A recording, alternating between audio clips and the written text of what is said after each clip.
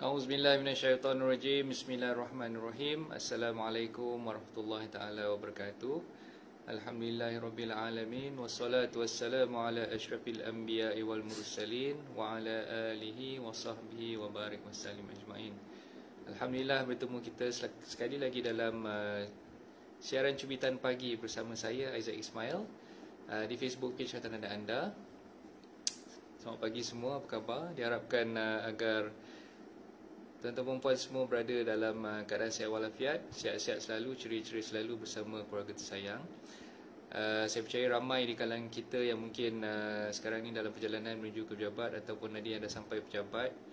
Ada yang telah memulakan aktiviti harian tuan-tuan dan puan semua, dan mungkin ada yang masih lagi berada di rumah macam saya. Sekarang ni saya masih lagi berada di rumah sebab kebetulan hari ni dan juga esok anak saya tak bersekolah. Sekolahnya ditutup. Jadi saya kena uruskan hal ehwal anak-anak di rumah terlebih dahulu awal pagi macam ni. InsyaAllah sekejap lagi habis siaran live ni saya akan terus ke pejabat lah. Saya nampak ada beberapa nama yang dah bersama-sama dengan kita pada pagi ni. Terima kasih banyak-banyak kepada Tuan Ibrahim. Waalaikumsalam dan selamat pagi Tuan Ibrahim. Okay, so siapa-siapa, kawan-kawan, sahabat-sahabat yang dah pun join rancangan live saya pada pagi ni, mohon untuk kongsikan rancangan live ni dan mohon untuk memperkenalkan diri supaya kita lebih kenal mengenali antara satu sama lain. Just masukkan ruangan komen apa yang terbuku di hati, apa yang ingin tuan-tuan puan sampaikan, yang boleh tulis saja di ruangan komen untuk kita saling kenal mengenali lah. Sebab saya tak tahu siapa yang dah join, siapa yang dah bersama-sama dengan saya. Selagi tuan-tuan puan tak masukkan ruangan komen tu, saya tak nampak lah nama tuan-tuan puan semua. Okay, so pagi ni saya nak kongsikan topik berkenaan dengan quotation ataupun sebut harga yuran guaman di dalam urusan jual beli hartanah. Okay, jadi seperti mana yang saya dah war-warkan beberapa hari yang lepas, kalau tak silap saya 2 hari yang lepas saya ada nyatakan di dalam Facebook page Hartanah Anda, tuan-tuan puan sebelum melantik mana-mana peguam untuk menjalankan urusan jual beli hartanah, sebaik-baiknya tuan-tuan puan dapatkan terlebih dahulu quotation daripada peguam tersebut. Okay, dan nak dapatkan quotation ni bukannya satu perkara yang susah, senang je. Tuan-tuan puan boleh je berhubung dengan mana-mana peguam, boleh minta mereka menyediakan quotation ataupun sebut harga untuk kita mengetahui dengan lebih lanjut bagaimana sebenarnya peguam mengenakan charge guaman. Okay, kita nak dapatkan charge guaman ataupun nak dapatkan quotation tersebut daripada peguam, kita hanya perlu berhubung dengan mereka dan hanya perlu mendapatkan quotation mereka melalui email ataupun melalui WhatsApp dan sebagainya lah. Okay, so kita boleh je kontak peguam dan kita tanya dengan peguam tersebut, tuan, saya nak dapatkan quotation dulu sebelum saya nak melantik firma guaman tuan. Boleh tak kalau tuan emailkan kepada saya, ataupun boleh tak kalau tuan hantarkan melalui WhatsApp kepada saya di nombor sekian-sekian ataupun melalui alamat email sekian-sekian. Okay, so boleh je tuan-tuan perempuan dapatkan je quotation daripada peguam tersebut, dan kita boleh dapatkan daripada banyak firma guaman sebenarnya. Tak semestinya satu firma guaman. Kalau misalnya kata ada 2-3 firma guaman yang tuan-tuan perempuan nak bandingkan, okay, boleh compare between one and another quotation tu, dan minta peguam tersebut menyediakan quotation tersebut dan memberikan kepada tuan-tuan perempuan lah.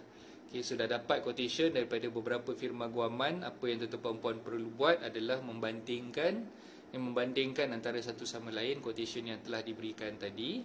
Okay, dan biasanya dalam quotation yang telah diberikan oleh peguam tu dia ada 2 bahagian, bahagian pertama dan bahagian yang kedua. Okay, dan ini pun dah banyak kali dah sebenarnya saya explain dan saya terangkan, dan saya dah tunjuk dah pun beberapa contoh quotation yang telah disediakan oleh firma guaman saya sendiri.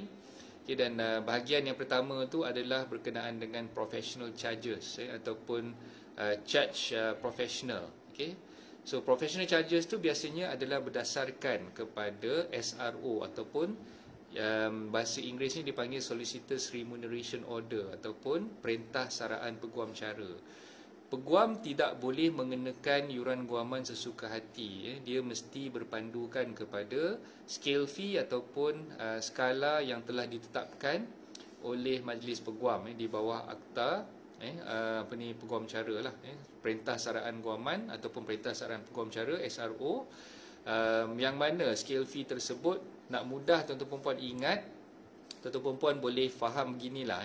Untuk 500,000 yang pertama, scale fee-nya adalah 1%. Jadi kalau misal kata harga jual beli tuan-tuan puan ataupun pinjaman perumahan yang tuan-tuan puan nak buat adalah 300,000 sebagai contoh. Jadi 1% daripada 300,000, maka professional charges ataupun yuran guaman profesional yang dikenakan untuk urusan jual beli tersebut ataupun urusan pinjaman perumahan tersebut adalah RM3,000 sebab 1% daripada 300,000. Okey, so itu yang kita panggil sebagai professional charges. Okey, jadi selain daripada professional charges untuk menyediakan perjanjian jual beli ataupun menyediakan dokumen surat cara pinjaman perumahan, okay, peguam juga berhak untuk mengenakan professional charges bagi dokumen-dokumen yang lain. Okey, terima kasih Amirul. Okey, dah join Amirul pagi ni. Okey, selamat pagi Amirul. Okay, so apa lagi yang boleh dikenakan? Okay, sebagai contoh, katalah peguam tersebut menyediakan borang 14A ataupun MOT, Memorandum of Transfer. So peguam pun boleh mengenakan charges sebanyak RM300. Apa lagi? Borang CKHT, untuk pembeli biasanya kita akan prepare borang CKHT 2A. 2A untuk pembeli. Untuk penjual pula ada borang CKHT 1A dan juga 3. So maknanya setiap borang CKHT itu peguam boleh kenakan bayaran professional charges sebanyak RM300 juga. Okay, dan apa lagi? Kalau misal kata peguam tu menyediakan dokumen untuk pelepasan gadaian, okay, dokumen borang 16N sebagai contoh. Okay, so pelepasan gadaian pun boleh dikenakan yuran sebanyak RM300. So itu semua di bahagian atas ataupun part 1 lah, bahagian pertama. Okay, yang mana di dalam quotation tu tuan-tuan puan akan nampak di bahagian atas dikenakan professional charges yang dikenakan adalah berdasarkan kepada SRO. So figure yang ada di atas bahagian part 1 tadi tu tak boleh nak varies ataupun tak boleh nak berbeza. Maknanya kalau tuan-tuan puan tengok beberapa quotation yang disediakan oleh firma-firma guaman, biasanya di atas tu bahagian part 1 tu semuanya adalah sama. Okey, semuanya adalah sama. Okey, dan satu lagi yang saya ingatkan, ada bahagian part 2 pula. Bahagian part 2 ni merupakan apa yang dipanggil sebagai disbursement. Okey, bayaran-bayaran lain. Okey, contoh disbursement ni adalah bayaran stamp duty. Stamp duty yang perlu dibayar kepada lembaga hasil dalam negeri. Okey, selain daripada tu, bayaran untuk pendaftaran pindah milik yang perlu dibayar kepada pejabat tanah. Okey, dan ada juga bayaran Pesuruhjaya sumpah, okey, sebagai contoh. Okey, lepas tu bayaran untuk buat carian. Okey, carian pula terbagi kepada dua biasanya. Carian tanah di pejabat tanah dan juga carian kebankrapan ataupun carian syarikat yang dibuat. Okay, so kalau misalnya kata ada bayaran-bayaran ataupun charges berkenaan dengan disbursement, dia akan diletakkan di bahagian 2 ataupun part 2 quotation tersebut. Jadi bahagian pertama tadi part 1 adalah professional fees, professional charges yang dikenakan oleh peguam berdasarkan kepada SRO. Manakala bahagian disbursement part 2 ni pula adalah charges yang dikenakan berdasarkan kepada pengenaan charge yang dikenakan oleh pejabat duty stamp ataupun oleh pejabat tanah ataupun oleh pihak-pihak yang ketiga lah. Dan bahagian part 2 ni termasuklah juga kalau misal kata peguam tu nak masukkan yuran berkenaan dengan transportation ataupun travelling expenses, so dia boleh letakkan di situ. Kemudian printing charges ataupun miscellaneous charges pun dia boleh letakkan di bahagian part yang kedua tadilah, part 2. Okay, dan yang part 2 ni pula tuan-tuan perempuan sebenarnya boleh nampak ada variation di situlah. Ada perbezaan di antara quotation yang disediakan oleh mana-mana firma guaman. So kalau ada 3 firma guaman, kemungkinan ketiga-tiga firma guaman ni mengenakan charge yang berbeza antara satu sama lain berdasarkan kepada expenses ataupun berdasarkan kepada pengenaan yang dikenakan oleh firma guaman tersebut. Okay, so dia biasanya tak standard lah. Untuk part 2 ni tak standard. Part 1 saja yang standard sebab dia mengikut SRO. Okay, mengikut Solicitor's Remuneration Order tadi. Okay, so jangan terkejut, jangan rasa pelik. Kenapa part 1 sama, part 2 ni berbeza? Sebab hakikatnya memang begitu. So, yang part 2 ni biasanya dia akan ikut pejabat tanah yang berkenaan, dia akan ikut berapa stamp duty yang dikenakan, dan dia ikut firma guaman tu punya standard practices, macam mana dia kenakan charge untuk transportation, travelling dan sebagainya. Ada mungkinlah firma guaman yang kenakan charge untuk transportation travelling ni lebih kurang dalam RM300 untuk sekali charge. Ada yang mengenakan mungkin sampai RM400. So tu berbeza berdasarkan kepada firma-firma yang tuan-tuan perempuan tengoklah. Okay, Tuan Rafizal pun ada. Terima kasih. Waalaikumsalam Tuan Rafizal. Okay, siapa-siapa yang dah join rancangan Ali, harap-harap kalau ada apa-apa pertanyaan, apa-apa soalan, boleh masukkan ruangan komen supaya saya boleh bantu untuk menjawab soalan tuan puan lah. Okay, dan saya tak nak berniat bercakap panjang pagi-pagi macam ni. Saya tak nak kacau masa tuan-tuan puan. Rancangan Cubitan Pagi saya pun biasanya saya akan ke udara secara live dalam lebih kurang 7 ke 15 minit sahaja. Jadi kalau ada soalan, masukkan segera masukkan segera untuk saya boleh bantu menjawab soalan-soalan tuan-tuan puan tu lah. Okey, dan apa yang saya ingin ingatkan lagi di sini, bila tuan-tuan puan dapat quotation daripada mana-mana firma guaman, sebaik-baiknya tuan-tuan puan bertanya dulu dengan peguam tersebut, tuan, bila saya tengok charge yang dikenakan tu, boleh tak minta tuan perincikan. Kadang-kadang peguam ni dia letak dalam quotation tersebut, dia tak perincikan dia punya calculation ataupun dia punya figure yang ada dalam quotation tersebut. Jadi kalau boleh minta diperincikan. So kalau misal kata dia tulis kat situ stamp duty. Okay, stamp duty ni macam mana perincian, minta dia explain pengiraan stamp duty untuk rumah ni macam mana. Okay, kalau katalah tuan-tuan perempuan membeli rumah kali yang pertama dalam tahun 2021 ni, tuan-tuan perempuan pun boleh dapatkan pengecualian ataupun peremitan duty stamp. Jadi kalau misal kata kita dah maklumkan kepada dia tapi dia masih lagi mengenakan charge stamp duty di situ, sebenarnya tuan-tuan perempuan boleh persoalkan tentang kenapa saya masih lagi di charge stamp duty untuk pindah milik sedangkan saya beli rumah kali yang pertama. Okay, so minta peguam tersebut explain, minta peguam tersebut untuk terangkan kenapa dia masih letakkan di dalam quotation tersebut lah. Okay, Afif ada. Okay, terima kasih Afif. Coach, kalau nak senang quote pada klien maksimum 2.5% of selling price boleh coach? Atau apa saranan coach untuk dapatkan figure yang agak tepat untuk quotation lawyer? Okay, saya nasihatkan Afif tak payah nak pening-pening kepala sangat untuk kenakan orang kata apa standard quotation daripada peguam ni. Kalau nak letak 2.5% sebenarnya bergantung juga. Kalau katalah pembeli ni tadi adalah pembeli rumah kali yang pertama, kalau Afif kenakan 2.5% agak terlalu tinggi sebab pembeli rumah kali yang pertama di bawah harga RM500,000, kita sedia maklum tak ada stamp duty dikenakan. Jadi kalau kita letak juga 2.5%, berkemungkinan dia akan rasa macam kita punya fee itu terlalu mahal. Okay, jadi apa yang saya syorkan, gunalah apps. Guna apps yang saya selalu ingatkan, saya selalu tekankan tuan-tuan puan boleh download apps tersebut yang dipanggil sebagai Easy Law. EASYLAW, Easy Law. Boleh search je dalam kata apa Play Store, dalam App Store pun ada. Kita boleh download Easy Law punya apps tersebut. So bila dah download tu, nak key in figure berdasarkan kepada harga jual rumah yang kita tengah uruskan tu, secara instantly macam ni je, dia boleh dapat dah figure tu. Kita boleh pilih sama ada ia pembeli rumah kali pertama ataupun pembeli rumah kali kedua dan seterusnya. Okay, dapat pengecualian untuk duty stamp ataupun tidak, kita boleh dapatkan secara instantly melalui apps tersebut. Jadi tak lama pun Afif, kalau kita gunakan apps Easy Law tu, kita boleh dapatkan quotation secara instantly, tak sampai pun 2 minit kita boleh dapat dah figure tu. Jadi rather than kita bagi diorang figure 2.5% daripada harga jual beli, which is benda tu tak terlalu tepat, sebab kita tengok keadaan pembeli tu adalah pembeli rumah kali pertama ataupun kali kedua.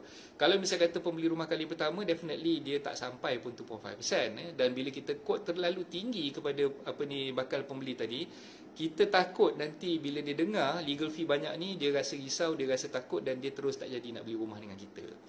Sebab itu saya syorkan gunakan aplikasi Easy Law untuk pastikan berapa quotation yang kita boleh dapat secara tepat lah. Okey, berkenaan dengan disbursement tadi, okey, kalau katalah dalam apps Easy Law dia tak perincikan disbursement yang kita nak kenakan. Okey, jadi untuk rumah, okey, ini saya bagi satu tips lah macam mana kita nak gunakan apps Easy Law tu dengan lebih tepat.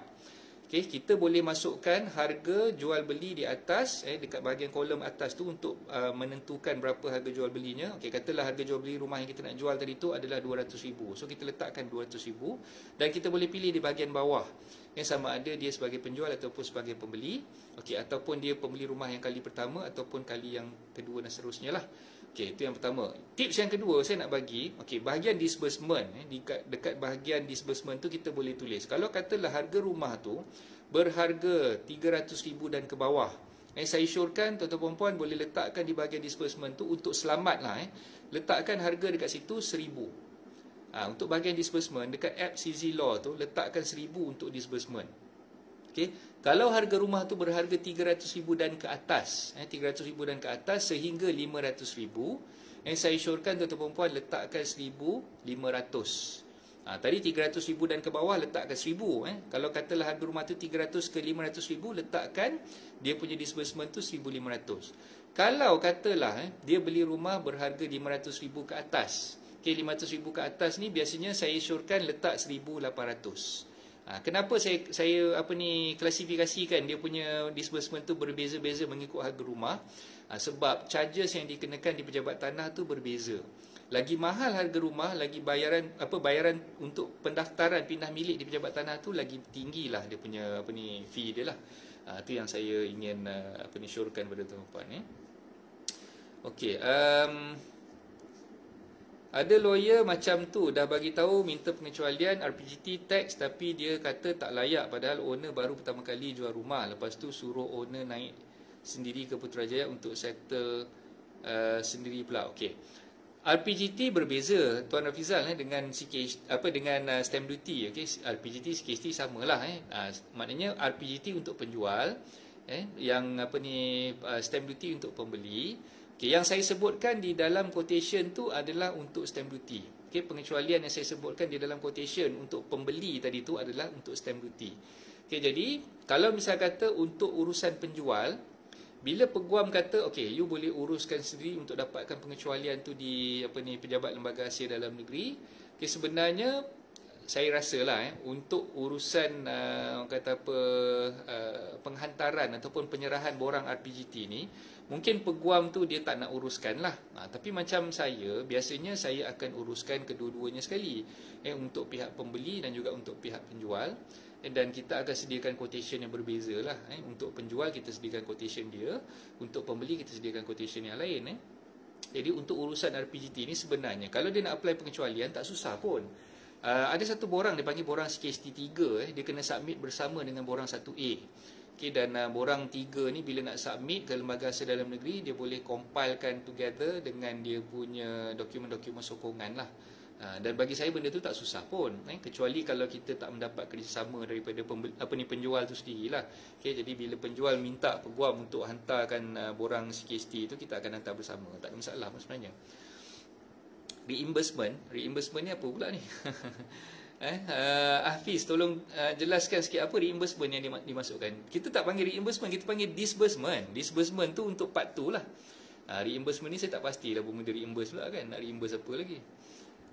So untuk disbursement kita masukkan dalam part tu, untuk professional charges ataupun yuran yang berdasarkan kepada SRO tadi tu, kita masukkan di dalam part 1. Part 1 quotation tersebut. Dan quotation untuk SPA perlu diasingkan dengan quotation untuk loan agreement. So dua-dua dokumen ataupun dua-dua urusan tersebut tak boleh disekalikan dalam satu quotation. Kita kena asingkan. So maknanya kalau katalah tuan-tuan perempuan dapat satu quotation yang mencantumkan dua-dua sekali, quotation untuk SPA dia masukkan sekali dalam loan agreement, maka kalau ikutkan, bukan nak kata benda tu salah, tapi benda tu adalah mengelirukan prospek-prospek klien, terutamanya prospek pembeli tadilah. So macam saya sendiri, kalau saya prepare quotation, saya akan asingkan quotation untuk SPA lain dan quotation untuk loan agreement lain. Especially those yang buat loan LPPSA. Loan LPPSA dia dah ada standard format. Standard format untuk quotation, yuran guaman, penyediaan surat cara pinjaman dengan LPPSA. So format tu kita kena follow exactly macam mana yang LPPSA bagilah. Kalau katalah lawyer ni main hantam kromo, dia letak sekali SPA kat situ, loan LPPSA pun dalam quotation yang sama. So benda tu sebenarnya tidak tepat lah. Sebenarnya benda tu silap. Bawah disbursement tu ada kolom dia. Yalah, bawah disbursement, bukan reimbursement, disbursement. Thank you coach pencerahan. Sama-sama Tuan Rafizal. Thank you coach, jelaskan apps dan figure disbursement, sangat membantu. So boleh mulakan gunakan apps Easy Law tu. Saya sendiri pun guna apps Easy Law. Kadang-kadang kawan-kawan, sahabat-sahabat REN yang ada ni nak dapatkan quotation tu cepat, okeylah, nak cepat sangat kita prepare je terus daripada Easy Law tu. Dan benda tu tak lari jauh pun daripada apps Easy Law tu. Kalau dah masukkan disbursement sekali dalam tu, 300,000 ke bawah letakkan 1,000 disbursement dia, 300 ke 500,000 boleh letakkan 1,500, 500,000 ke atas boleh letakkan 1,800. InsyaAllah benda tu tak lari jauh daripada quotation sebenar yang di-prepare oleh peguam nanti insyaAllah. So tuan-tuan perempuan, guna je apps EasyLaw tu, jangan takut. Dan kalau misal kata nak dapatkan quotation secara terperinci daripada peguam, biasanya peguam nak prepare quotation tu pun tak lama, paling lambat pun mungkin dalam 2-3 jam macam itulah. Kalau kebetulan saya ada kat pejabat, saya buat benda tu sekejap je. Tapi kalau saya ada kat luar, saya minta staff saya tolong buatkan, tu mungkin agak makan masa sikit lah. Okay, so itu saja perkongsian saya untuk hari ini. Dah berapa minit dah? Dah lebih daripada 15 minit sebenarnya saya bersiaran. Okay, jadi saya ucapkan ribuan terima kasih kepada tuan puan yang dah join rancangan live kita pada pagi ini. Sekejap lagi saya akan bergegas masuk ke pejabat pula untuk menyediakan dokumen yang perlu untuk urusan seharian saya. Saya doakan tuan-tuan puan dipermudahkan segala urusan, dimurahkan rezeki pada hari Isnin dan hari-hari seterusnya nanti. Selamat berpuasa kepada semua. Dan jangan pula jadi geng plastik hitam, cuba-cuba nak mengelak. Sekarang dia tak panggil geng plastik hitam, dia panggil geng food panda kan. So jangan cuba-cuba nak jadi geng food panda pula lepas ni. Okay, puasa kena penuh, dah tu bangka dah semua. Kalau tak puasa penuh malu je lah. Anak pun boleh puasa penuh, takkan kita yang dah tu bangka tak boleh puasa penuh kan. So jangan jadikan alasan ulcer lah, gout lah, apa semua untuk mengelak daripada berpuasa. Okay, so teruskan amalan untuk menjemput rezeki, teruskan amalan untuk mendapatkan keredaan daripada Allah SWT. Okay, hari ni hari yang ke-14. Ke-14 kita berpuasa hari ni. Tak lama lagi dah tuan-tuan puan, 16 hari lagi. Rebut peluang untuk mengerjakan amal ibadat. Yang mana pahala, orang kata sunat tu dapat keberkatan pahala seperti mengerjakan amalan wajib. Dalam bulan puasa ni jangan main-main, banyak pahala kita boleh kejar. So itu saja daripada saya. Assalamualaikum warahmatullahi wabarakatuh. Jumpa lagi esok. Assalamualaikum. Bye bye.